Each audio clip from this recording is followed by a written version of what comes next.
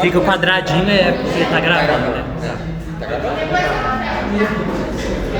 Gente, boa tarde. Vamos começar agora esse dia de filosofia de direito, falando justamente do primeiro texto, né, os três tipos de pensamento jurídico, que é um texto de Carl Schmitt. Aqui, rapidinho, desculpa te interromper, agora. Acho que talvez antes de explicar os textos, a gente pode fazer uma visão geral sobre a prova, né? Assim, eu não sei se todo mundo estava na aula quando o professor Marcantini falou. Uma prova aberta, se não me engano, 2 ou 3 questões, e são questões dissertativas sem consulta. Então, assim, só para preparar vocês assim, para o tipo de resposta que é esperado, a ideia é que vocês, primeiro, tenham lido os textos, então, assim, vai ter alguma parte da questão que vai valorizar a leitura dos textos, mas também não é para vocês pensarem no texto como uma coisa conteudista, assim, igual em outras matérias, sabe? Você tem que saber o que o texto fala. Até porque a filosofia não é conteudista, a ideia é pensar em problemas, pensar em respostas, e os autores, eles são pessoas que estão pensando nos problemas e que estão, são mais interlocutores, assim, de um debate. Então, a ideia é que vocês reflitam a partir dos textos, sabe? Então, assim, provavelmente vão ter questões reflexivas que vão te pedir para vocês relacionarem o texto com o outro, relacionarem os textos com noções do direito. Então, assim, a ideia é verificar um pouco a leitura, mas também a prova não vai ser só para isso, sabe? Não vai ser só perguntando coisas da leitura. A ideia é trazer provocar algumas reflexões novas. Certo. Então, nós vamos passar agora para o primeiro texto do jurista alemão, Carl Schmitt. Carl Schmitt viveu entre 1888 e 1985. O período de maior produção dele foi no período entre guerras, então, depois da Alemanha, ele é um alemão, entre a Alemanha ter sido derrotada na Primeira Guerra Mundial e, né, o início da Segunda. Carl Schmitt é um pensador, primeiramente ele é católico, ele é um pensador conservador, e é também está sempre criticando, ele é um crítico do liberalismo, está sempre em contraponto com outro autor muito importante que é contemporâneo dele, que é o Hans Kelsen. Hans Kelsen é um dos autores que a gente mais estuda aqui na faculdade, também porque eles têm uma concepção, por assim dizer, normativista de direito. E Carl Schmitt foi o grande antagonista dele nas discussões que se deram, principalmente durante a República de Weimar. Então, Carl Schmitt e Hans Kelsen tem uma discussão sobre quem é o guardião da Constituição. Carl Schmitt diz que tem que ser o chefe do executivo. Carl Schmitt diz que tem que ser o chefe do poder executivo, enquanto Hans Kelsen defende que seja um tribunal constitucional como nós temos no nosso país. Então, de certa forma, Kelsen acabou vencendo nesse sentido. Então, Carl Schmitt também é um pensador autoritário. Ele inclusive se filia ao Partido Nazista da Alemanha ali nos anos 30 e escreve até textos apologéticos ao regime, tenta ser um jurista do regime. Então, nesse texto, o que o Carl Schmitt vai fazer é apresentar 3 formas de se compreender o direito, 3 formas básicas. Apesar de podermos fazer muitas distinções entre diversos tipos de pensamento, para o Carl Schmitt, no fundo, todo pensamento jurídico vai estar enquadrado entre esses 3 tipos, justamente porque esses 3 tipos de pensamento, normativismo, decisionismo e pensamento do ordenamento concreto, eles tomam como fundamental alguma característica. Então, todos eles, o normativismo toma a norma como a característica fundamental do direito e, inclusive, toma a sua representação específica, então, o direito como norma, como o próprio direito. O direito para o normativismo é norma. O direito é norma. Então, o decisionismo, o direito é criado a partir de uma decisão e o pensamento historicista e o pensamento romântico tem que o direito é o ordenamento concreto. Quem cria o direito é o ordenamento concreto. Então, veja, ordenamento, decisão e norma são características que estão sempre presentes no direito, mas cada uma desses tipos de pensamento vai tomar uma dessas características como fundamental. como a principal e a que se confunde realmente com o direito. Então, normativismo de direito é norma, decisionismo de direito é a decisão do poder soberano, e pensamento romântico historicista, o direito é criado a partir do ordenamento concreto. Então, nós vamos falar primeiramente do normativismo. O normativismo tem como principal expoente, o maior pensador normativista Hans Kelsen, conforme eu já falei, e é um pensamento que, já falei também, tem a norma como parte fundamental do direito. O direito é norma. Então, Hans Kelsen, na Teoria Pura do Direito, que é o livro a obra principal dele, ele defende que o direito é norma criada por autoridade competente em conformidade com o ordenamento jurídico. Então, para Hans Kelsen, somente uma norma fundamenta outra norma. Uma norma pode ser criada a partir de outra norma. Então, por exemplo, pensando no nosso ordenamento jurídico, pensando no nosso sistema jurídico atual, se uma Câmara de Vereadores promulga uma lei municipal, essa lei tem que estar em conformidade com uma lei, por exemplo, uma lei federal. E para essa lei federal existir, ela teve que estar em conformidade, por exemplo, com a Constituição Federal. E a Constituição tira sua validade da Constituição anterior, que por sua vez tira sua validade da Constituição anterior, por sua vez tira sua validade da Constituição anterior. Então, só uma norma concede validade a outra norma. Então, é um pensamento que tem a norma como fundamental. Então, o normativismo ele vai ser a forma de pensar que está por trás, por exemplo, da concepção de Estado de Direito, rule of law. Então, é uma concepção na qual todos devem se submeter às normas. Então, você tem o presidente, por exemplo, o presidente da República, ele só é presidente porque tem uma norma que estabelece o cargo de presidente, estabelece a forma como esse presidente vai ser escolhido e estabelece o tempo de mandato dele, o tempo que ele vai permanecer no mandato e as atribuições que ele vai ter no mandato. Então, todo o Estado se organiza a partir de um conjunto de normas.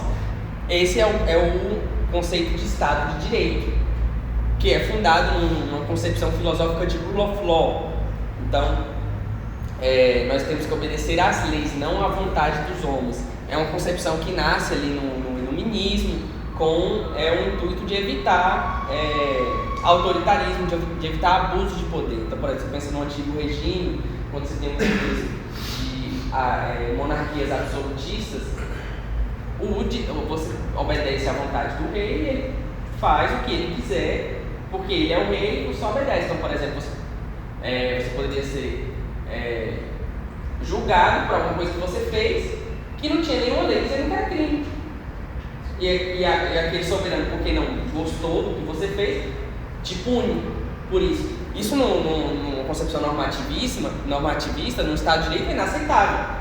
Não existe crime sem ter uma norma anterior que preveja que aquilo é crime e qual é a pena que você vai sofrer. Se você comete o crime, não é qualquer pena, tem que estar previsto na lei. Então, o normativismo vê o direito como um conjunto de normas. Ele realiza uma absolutização da regra, no sentido de que ninguém está fora dela, todos estão sujeitos às normas.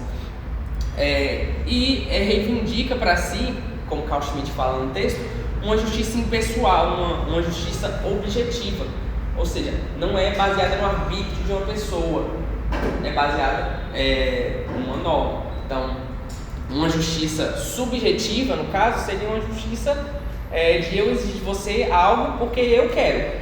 Isso seria uma justiça subjetiva, que não se fundamenta em nada mais do que a minha vontade. Então, sei lá, eu quero que todo mundo que venha para a monitoria esteja com a camisa azul. E aí, quem não está com a camisa azul, bota para fora. Isso seria um subjetivismo, seria simplesmente violência.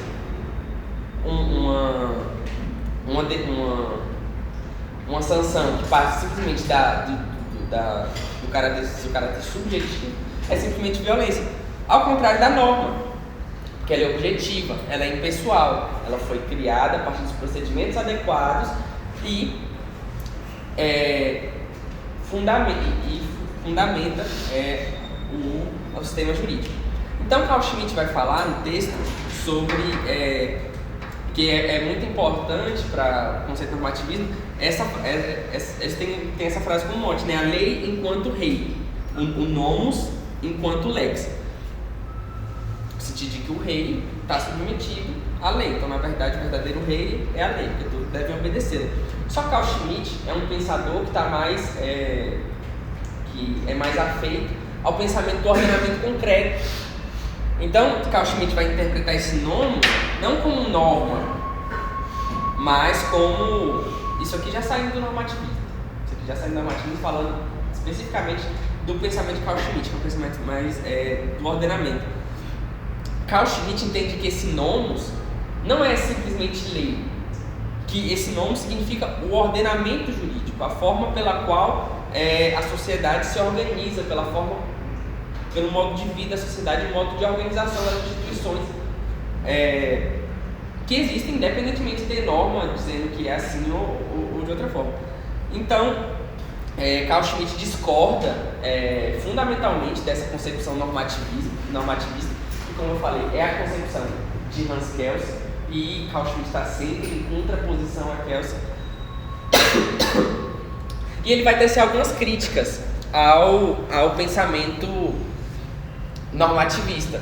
Então, ele fala que o pensamento normativista ele leva a uma separação entre a regra e o conjunto de fatos concretos. Ou seja, o pensamento normativista, para Carl Schmitt, ele teria uma pretensão de regular tudo a partir de normas. Mas Carl Schmitt ele observa que o funcionamento da sociedade, a forma como nós nos ordenamos, a forma como nós orientamos nossa vida e a nossa vida em sociedade, ela independe, de certa forma, de normas. Então, vou dar um exemplo aqui, o casamento. O casamento é uma coisa que existe antes da nossa Constituição, é uma coisa que existe antes da Constituição anterior, é uma coisa que existe antes da Constituição que veio antes da Constituição anterior. Ou seja, é uma coisa que é da própria cultura, do nosso próprio modo de viver em sociedade, o casamento. Então, quando, por exemplo, a Constituição fala sobre família, o casamento, ela não está criando, isso já existe. Isso faz parte do ordenamento, né, da forma como a sociedade se ordena. Então, por exemplo, se um legislador fizesse uma norma dizendo que, por exemplo, a família é a união de 5 pessoas para disputar uma partida de futebol. Isso não existe. Por quê? Porque o casamento não é isso.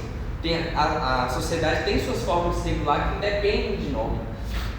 Então ele vai falar que ocorre essa separação entre regra e conjunto de fatos concretos e um descolamento da norma em relação à realidade, a forma como as instituições se organizam. E nesse sentido, para o normativismo não teria uma desordem, porque, por exemplo, se você pensa, vamos pensar no caso do crime, que é o exemplo que o Carl Schmitt dá no texto dele. Quando alguém comete um crime, ele não está violando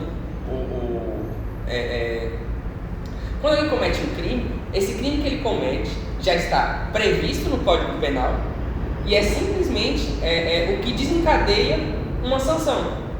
Então, a normativa tem essa questão de querer prever o funcionamento das coisas e regular absolutamente tudo. Então, o crime não violaria, no caso, nada. Está previsto na lei o crime.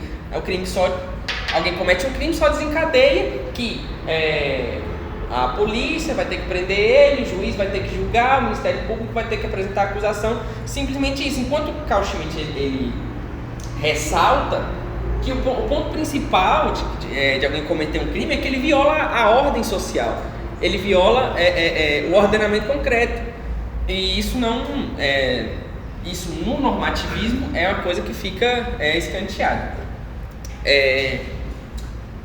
Alguém ficou com alguma dúvida, gente, a respeito do normativismo? Podemos seguir? Certo. O segundo tipo de pensamento, segundo tipo do pensamento jurídico que Carl Schmitt fala é o decisionismo. Carl Schmitt é de certa forma afeito a essa forma de pensar, por mais que ele adote uma postura mais próxima do modo de pensar do ordenamento concreto,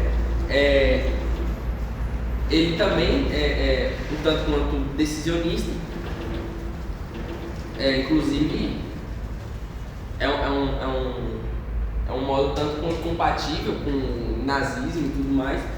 E o decisionismo vai ter como principal expoente o filósofo Thomas Hobbes. Então, Thomas Hobbes é um pensador que viveu na Inglaterra, nasceu no final do século XVI, viveu uma parte durante o século XVII.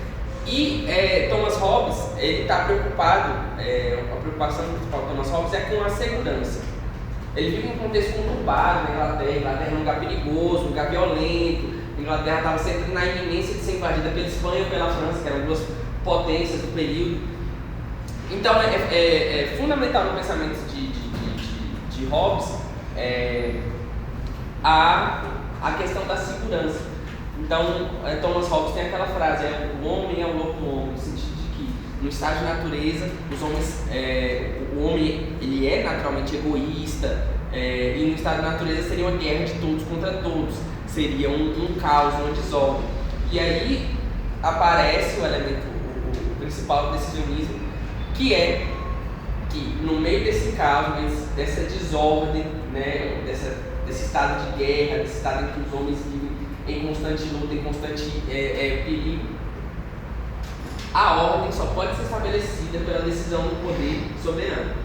Então, Hobbes vai sustentar a ideia do contrato social, em que as pessoas decidem entregar o poder ao soberano, e a partir daí a decisão do soberano é o que põe ordem ao estado de natureza, e assim se permite a vida em sociedade, a partir da decisão do poder soberano. Então, Thomas Hobbes vai ter aquela figura do Leviatã, que é esse monstro bíblico, que é esse símbolo desse poder incontrolável. Então, o soberano é alguém que decide a partir de um nada. Então, a partir da desordem completa, ele decide, e a partir dele todos se submetem à vontade do soberano, e é isso que permite que a gente tenha uma vida em sociedade. O soberano é quem garante a segurança e a estabilidade. Por quê? Porque ele quem decide. Ele quem decide e ele que põe ordem ao estado antes de natureza, né? Então esse pensamento é fundamentado, esse pensamento decisionista é fundamentado na decisão. O Carl Schmitt dá um exemplo de certa forma das origens teológicas desse tipo de pensamento. Ele vai identificar, por exemplo, que deu uma frase do Tertuliano, se não me engano, Tertuliano, que ele fala que o que nós devemos fazer algo não porque é bom, mas porque Deus ordena. Então, Deus, a decisão, a vontade divina é a medida para o que é bom e para o que é ruim. Então, Deus é esse ser que não se submete que não submete a nada. Ele que decide o que é bom, o que é ruim. Então, aí você já tem o início do decisionismo. Carl Schmitt vai falar também da doutrina da infalibilidade papal na Igreja Católica. Só que ele vai dizer que isso ainda não é um decisionismo, porque, aquilo que o Papa fala o Papa é infalível, então aquilo que o Papa fala está certo, é o Papa quem decide, mas a autoridade do Papa está fundamentada na autoridade da Igreja. Então o Papa não decide a partir do nada. Essa ordem, que é a Igreja Católica Apostólica Romana, que fundamenta a decisão dele. Então ele vai citar outra corrente teológica que está mais próxima do decisionismo, que é o calvinismo. O calvinismo, na sua forma clássica, principalmente no tempo de Carl Schmitt, era uma doutrina que é um segmento do protestantismo que sustenta que Deus decide antes mesmo de nós nascermos, quem vai ser salvo, quem não vai ser salvo. Deus já tinha isso decidido desde antes do pecado original. Então, quando os seres humanos comem o fruto proibido e se tornam pecadores, isso teria corrompido a nossa natureza e nos tornado pecadores, de modo que a gente nós não conseguimos escolher o bem. Por quê? Porque nossa natureza foi corrompida, somos pecadores. Para o calvinismo, Deus decide. Como nós não podemos fazer o bem, Deus decide a quem Ele vai dar a graça e vai ser salvo. Então, tem essa doutrina também da irresistibilidade da graça, ou seja, você só é salvo porque Deus quer que você seja salvo. Porque você não teria capacidade de fazer o bem, você não teria capacidade de rejeitar o pecado, sua natureza é pecaminosa. Então, esse pensamento, ele se aproxima desse livro porque ele está fundamentado em quê? Como que Deus escolhe quem vai ser salvo e quem não vai ser? Porque você não merece ser salvo, você é pecador como qualquer outro. E você não pode escolher deixar de ser. Que fundamenta a decisão divina. Ele decide quem vai ser salvo e é isso. É essa decisão que põe ordem às coisas. Então, esses vão ser dois exemplos teológicos do que seria o decisionismo. Então,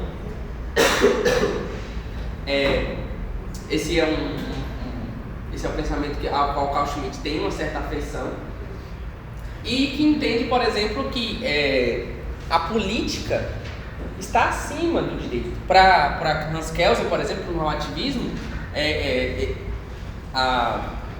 a intenção é que a política se submeta às normas. Ok, pode ter a deliberação parlamentar, pode, mas isso e aquilo não pode. Por quê? Porque a lei diz que não pode. Então, pode fazer emenda à Constituição? Pode, mas emenda para abolir o Estado de Direito? Não, que a Constituição não permite. O Carl Schmitt entende, por outro lado, que o político está acima das leis, e é o político que põe ordem às leis. Então, esse pensamento normativista para Carl Schmitt, ele só funcionaria num período de normalidade, num período de tranquilidade, porque bastava bastava que acontecesse uma situação atípica, bastava que a sociedade saísse da normalidade, que alguém teria que tomar alguma decisão e, a partir dela, fundamentar, a partir dessa decisão, criar a ordem. Tudo bem sobre decisionismo, gente? Alguém tem alguma pergunta? Deu para entender? Legal?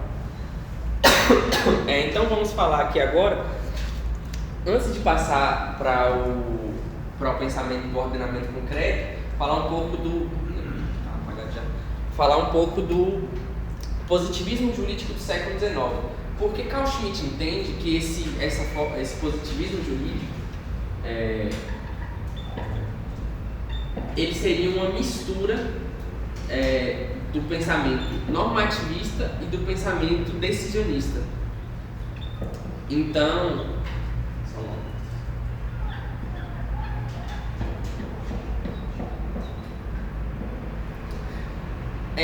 só lembrando, isso aqui também é um tipo de positivismo, mas é um positivismo normativista, que tem como grande expoente o Hans Kelsen, positivismo normativista. Aqui nós estamos falando de positivismo jurídico do século XIX, que é anterior a esse pensamento aqui.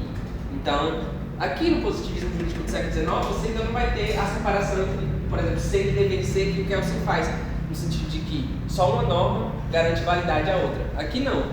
No positivismo jurídico do século XIX, sendo ele uma mistura entre decisionismo e normativismo, eles entendem que é uma decisão que cria as normas. Então, aqui está o caráter de decisionismo. A ordem é criada a partir... é uma decisão que cria as normas. As normas são criadas a partir da decisão. Mas, num desejo de segurança, num desejo de estabilidade, num desejo de previsibilidade, após criar as normas, eles entendem que todos devem se submeter a elas. Daí o caráter normativista. Então, é um pensamento que tem as leis como invioláveis, tem as leis como essenciais, mas que se distancia dessa concepção normativista aqui, justamente por entender que a norma é criada a partir da decisão.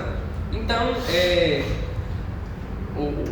essa norma é criada a partir da decisão e eles têm essa pretensão de que todos submetam essas leis que foram criadas. E aí tem sempre Carl Schmitt diz que existe uma tensão entre a vontade que criou a lei e a própria lei. Então, Carl Schmitt diz que eles passam de considerar como normativo, né, a vontade do legislador, então interpretar a lei a partir da vontade do legislador. Então, no primeiro momento ele diz que é isso. Ou seja, você olha uma lei e pensa, não, o que o legislador quis dizer quando ele promulgou essa lei? Esse é o primeiro momento. Mas numa necessidade de mais segurança, de mais previsibilidade, passa-se a falar da vontade do legislador.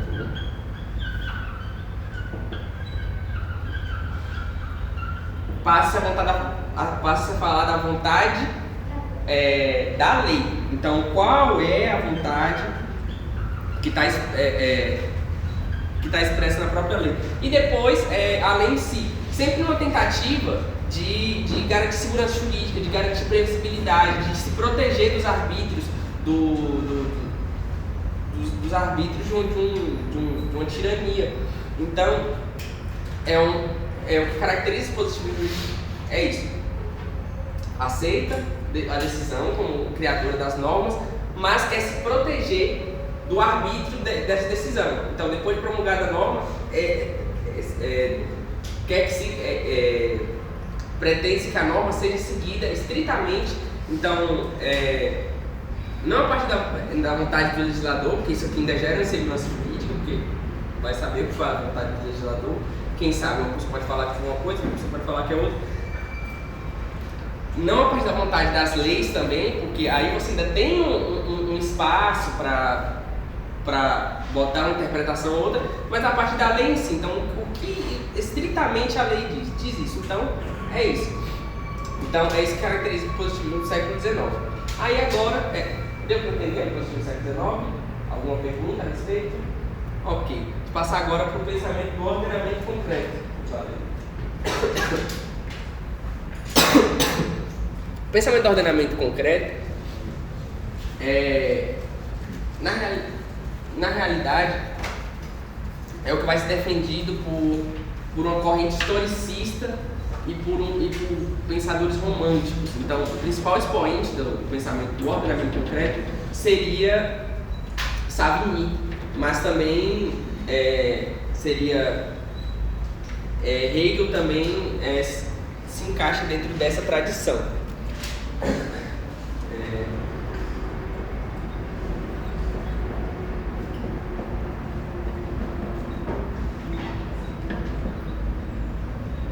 E aqui o Carl Schmitt faz uma distinção, que é quando a gente usa a palavra ordenamento jurídico hoje em dia, a gente geralmente está dentro dessa concepção e quer dizer, o ordenamento quer dizer o conjunto de leis. Quando você fala o ordenamento jurídico brasileiro, você está querendo se referir ao conjunto de leis que compõem o direito brasileiro. Então, a Constituição, o Código Civil, o Código Penal.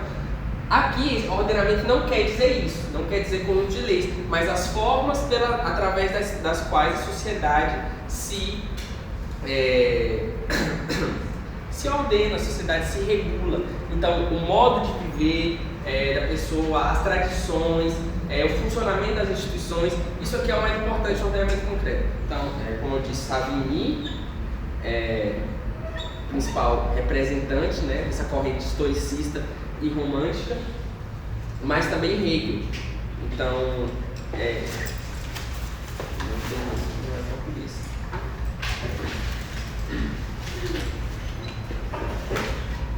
então, Savigny, por exemplo, ele vai comparar o trabalho do jurista ao trabalho de um linguista. Ou seja, você vai escrever um dicionário, você não está criando palavras novas. As palavras já existem, as pessoas já usam elas e já sabem o significado delas, você vai só compilar. Então, quando você vai falar, por exemplo, a palavra liquidificador, você não pode dizer que é um animal da África. Não, já tem um sentido que é utilizado no dia a dia pelas pessoas. Então o dever de justiça seria fazer basicamente isso. Captar as formas pelas quais a sociedade se regula e transformar isso em normas. Hegel também é partidário dessa forma de pensar, no sentido que ele vê o Estado como a objetivação da liberdade, no sentido que o Estado exprime o espírito do povo, o Estado exprime o espírito de uma nação. Então, um pensamento que está muito correlacionado à forma como as coisas são ordenadas no dia a dia, no suporte fático. Então, o professor até falou que essa forma de pensar ela dá até mais legitimidade ao Estado, porque se um Estado, um sistema se desfundado no ordenamento concreto, então não, isso aqui são as normas, porque essa aqui é a cultura, essa aqui são as nossas tradições, e as normas são assim, é muito mais difícil de você questionar essa norma, ao contrário do pensamento normativista, por exemplo, que Hans Kelsen fala, não, direito é norma produzida por autoridade competente, seguindo o rito juridicamente adequado, em conformidade com o ordenamento jurídico. Não dá conteúdo nenhum à norma. A norma é só porque o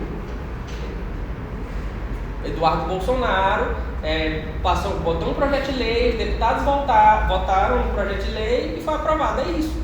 Lei não importa se ela é boa, se ela é razoável, se ela vai trazer bons resultados. Não, norma é somente isso. Então, isso aqui é um pensamento que esvazia o conceito de lei e fala que lei somente depende da validade. Aqui, pelo contrário, não. A lei, o direito deve exprimir a forma como a cultura da sociedade, a forma como a sociedade se ordena. Então, é um pensamento muito mais que dá muito mais relevância, muito mais peso ao direito, coloca muito mais requisitos para que algo seja direito do que simplesmente uma concepção normativista. Então, é uma concepção muito diferente. Então, só para citar um exemplo, você pensa, por exemplo, no casamento. Não, o exemplo do casamento que eu já dei. Enfim, é um exemplo do casamento que eu já dei. O casamento, ele é quando o legislador faz normas de direito civil sobre o casamento, sobre a família, ele sabe que o casamento e a família já existem na sociedade e que ele, portanto, só precisa passar isso no texto legal. Ele não pode inovar na hora de falar sobre o casamento. Então, você pensa, por exemplo, casamentos homoafetivos se tornaram uma realidade na nossa sociedade. Não tem como você simplesmente ficar negando no texto das leis, né, dizendo que o casamento é só a união entre homem e mulher, porque nasce no ordenamento concreto, pensando a partir desse tipo de pensamento. No ordenamento concreto, o casamento ele existe também entre dois homens, duas mulheres. Então, enfim, o pensamento do ordenamento concreto, então, é um pensamento que enfatiza muito essa questão da forma como a sociedade se regula, ao contrário de critérios puramente formais, como o normativismo. Ficou claro, gente? Alguém tem alguma pergunta sobre qualquer parte da monitoria? Tá tudo certo? Sabine, porque não é português mesmo, não. Tem um I no VRG. Então, tudo certo? O pensamento do ordenamento concreto e pensamento romântico é a mesma coisa, pode usar como sinônimo? O romantismo tem como ponto fundamental o ordenamento concreto. É porque o Carl Schmitt fala, né? Aqui o normativismo é um pensamento que tem como principal a norma, o decisionismo, e aqui ele só fala o ordenamento concreto. Mas o pensamento romântico, o pensamento historicista, pode falar que é um pensamento que tem como fundamental direito o ordenamento concreto. conforme eu tinha falado, cada uma dessas concepções vão trazer aquilo que se tem como o fundamental e aquilo que se confunde com o direito. O direito é isso. O direito é norma, o direito é decisão, e aqui para os românticos, né, direito é ordenamento concreto. Mas, a princípio, você não pode fazer como sinônimos, porque romantismo não é um termo para falar do direito. É uma corrente de pensamento muito ampla, principalmente uma corrente de pensamento artística, literária, musical e tal. Então, assim, por acaso, eu acho, assim, se você for olhar os juristas que têm alguma conexão ideológica, talvez, assim, com essa mentalidade romântica, pode ser que eles venham a defender que o direito é o ordenamento concreto, se baseia no ordenamento concreto. Pode ser assim, que 90% seja, mas a princípio não é sinônimo, entendeu? É mais uma confusão entre os dois termos. E só para explicar também por que o romantismo está inserido aqui, especificamente, o romantismo ele surge, de certa forma, se opondo ao liberalismo, assim como o Carl Schmitt. Então, por exemplo, em obras românticas você geralmente vai ver, pensar no esqueci o nome do livro, mas enfim, obras românticas você geralmente vai ver senhoras elencar. Então é essa pessoa que está apaixonada, mas aí ela é trocada porque não tem, ela é rejeitada porque ela não tem dinheiro, ela é uma mulher pobre, entendeu? O romantismo é isso, ele rejeita esse liberalismo, essa liberalização, sociedade pautada pelo dinheiro, pela ciência, técnica, acumulação. Isso aqui é uma coisa, isso aqui Hans Kelsen, um autor liberal, isso aqui é uma expressão do liberalismo. Então, essa noção de rule of law é uma noção liberal e tudo mais. Então, o romantismo, como uma reação ao liberalismo, se coloca defendendo um ordenamento concreto, a forma tradicional como nós vivemos. Não adianta você chegar com as leis, o burguês, não sei o quê, porque, de certa forma, o liberalismo destrói muitas formas de vida, muitas formas por exemplo, na Inglaterra. O capitalismo na Inglaterra tem como um dos seus marcos iniciais o cercamento dos campos e a expulsão das pessoas que viviam nessas terras comunais. Destruiu o modo de vida dessas pessoas, e a partir disso a Inglaterra virou uma potência industrial. Então, justamente por isso que o romantismo tá mais para esse lado, o ordenamento concreto. Mais alguma pergunta, gente? Você pode explicar de novo essa parte da desordem?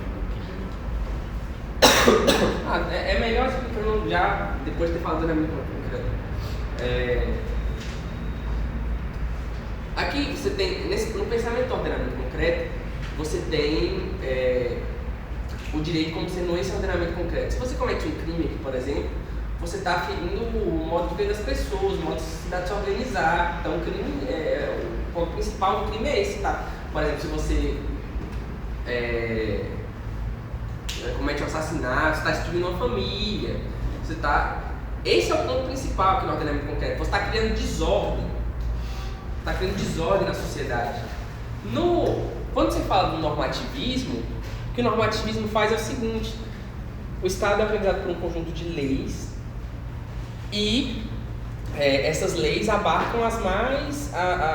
tudo tem que se submeter a uma lei. Então, você tem um Código Penal, ele já prevê o crime. Então, por exemplo, matar alguém, vai ter o tipo lá penal, matar alguém, acho que é 121. Então, se você mata alguém numa sociedade normativista como a nossa, você vai simplesmente acionar o dever de alguém. É como se apertasse um botão. Não sei como é que eu explico. Cometi um crime, aí já tem lá na lei previsto. Não, quando alguém cometer um crime, a polícia deve fazer o quê? O Ministério Público, não sei o que lá. Não acha que tá na cabeça? É mais comum. Exatamente, você comete um crime numa sociedade pública. só está acionando consequências que já estão lá previstas na lei. Então, esse caráter de que você está violando o ordenamento concreto, isso aqui meio que some, você está destruindo a forma como a sociedade está organizada. Isso aqui meio que fica de lado no pensamento normativista. Deu para entender melhor? Entendi. Mais alguma pergunta, gente? Então, Gabriel. Bom, são 2 textos, né, gente? Então eu vou falar do antigo. Antes disso, só algumas recapitulações gerais para algumas reflexões ficarem mais fáceis. Primeiro, tudo isso